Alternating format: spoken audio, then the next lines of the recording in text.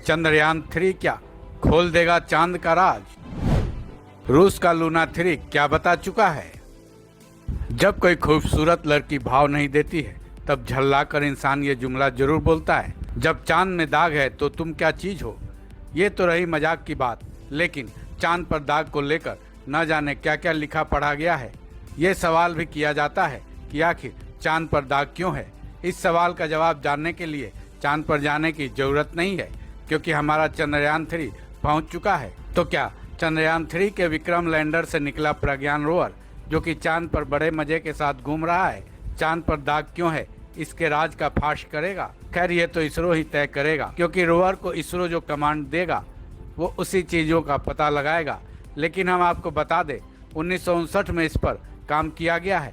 1959 में चांद के दाग का पता लगाने के लिए रूस ने लूना 3 को स्पेस में भेजा था। अब आप सवाल करेंगे कि आखिर ऐसा क्यों किया गया, जबकि चांद तो हमारे सामने से ही दिख जाता है। फिर लूना 3 को क्यों भेजा गया?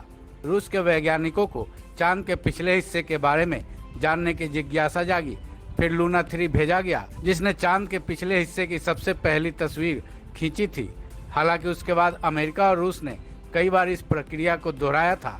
लूना 3 ने चांद के पिछले हिस्से की तस्वीरें खींची, वो चौंका देने वाली थी, क्योंकि चांद के अगले हिस्से और पिछले हिस्से में जमीन आसमान का अंतर पाया गया था। उन्हें चांद के पिछले हिस्से में ढेर सारे बड़े बड़े गड्ढे दिखे, जिनको क्रेटर कहा जाता है।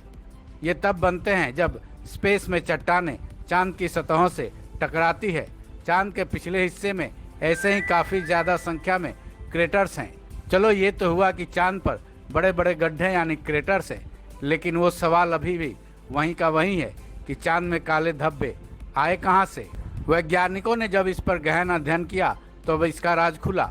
दरअसल इन काले धब्बों को मारिया नाम दिया गया था। मारिया का लैटिन भाषा में समुद्र मतलब होता है।